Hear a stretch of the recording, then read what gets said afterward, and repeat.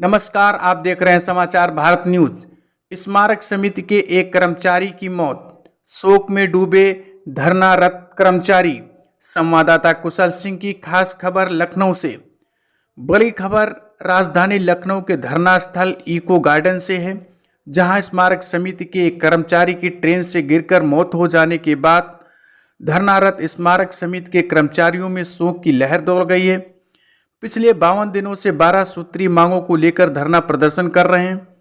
स्मारक समिति के कर्मचारियों ने कहा कि विभाग के उच्चाधिकारियों द्वारा किए जा रहे शोषण एवं उत्पीड़न के चलते सभी कर्मचारी धीरे धीरे डिप्रेशन का शिकार हो रहे हैं। धरना प्रदर्शन का नेतृत्व कर रहे कर्मचारी कौशल किशोर ने बताया कि मृतक कर्मचारी Om Prakash eco garden park स्थित जन सुविधा केंद्र पर सफाई कर्मी थे। वह ट्रेन से बांदा स्थिति अपने घर जा रहे थे। कानपुर के पास कहीं वह चलती ट्रेन से गिर गए और उनकी दर्दनाक मौत हो गई। उन्होंने बताया कि इसी तरह अब तक हम लोग 13 वर्षों से अपने 172 साथियों को खो दिया है।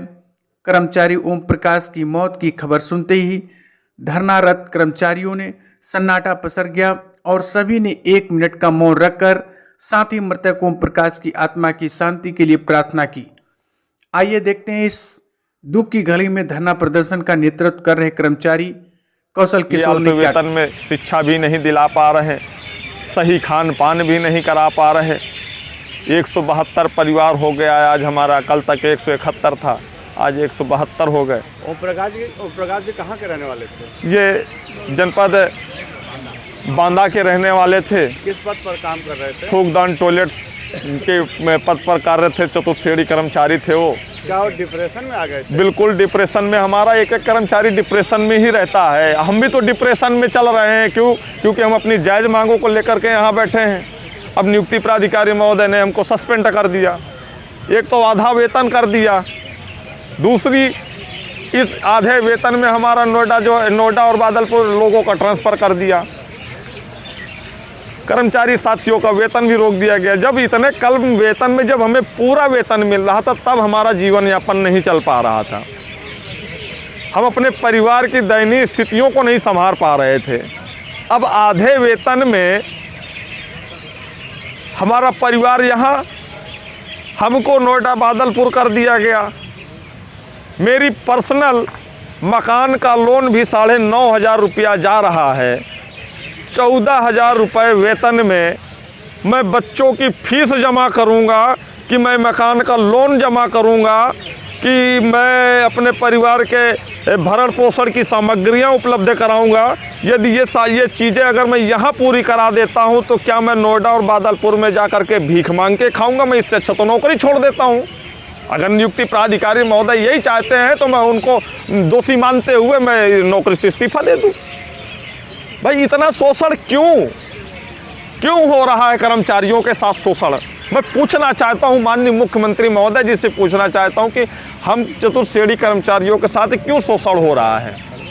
अगर हमने अपनी जायज़ मांगों को लिए आवाज़ उठाई है, जो 13 वर्षों में हमने नहीं उठाई, हम अपने उच्च अधिकारियों को ऊपर पूरा विश्वास करते हुए 12-13 वर्ष हमने दे दिए कि अब कर्मचारियों का भला हो, तब भला हो, लेकिन इन्हीं आस में 12 वर्ष हमने गुजार दिए। जब हमारे उच्च अधिकारियों ने अपने पदी दायित्वों का निर्वहन नहीं किया, कर्मचारी हित में शासनादेश नहीं निर्गत किए, तो हम लोग अब मजबूर होकर के 13वें साल पर हम लोग यहाँ पर बैठे हैं। अपनी मांग को लेकर के बैठे हैं कि साहब ये हमारी जायज़ मांगे हैं, ये हमारी जायज़ मांगों को पूरा कर दिया जाए। अब हमारी जायज़ मांगों को के लिए हमने आवाज़ उठाई, तो हमारी आवाज़ को ही दफन करने के लिए सस्पेंशन जारी किए जा रहे हैं। फिलहाल मुख्यमंत्री जी से क्या अपील करते हैं? क्या मैं इतना ही कहना चाहूँगा कि स्मारक समिति परिवार की ओर अपना ध्यान आकर्षित करें। माननीय मुख्यमंत्री महोदय जी, आप निरंतर 7 वर्षों से बजट दे रहे थे। इस वर्ष भी 2024 में आपने भरपूर बजट दिया, वेतन मद में भी बहुत अच्छा बजट दिया है।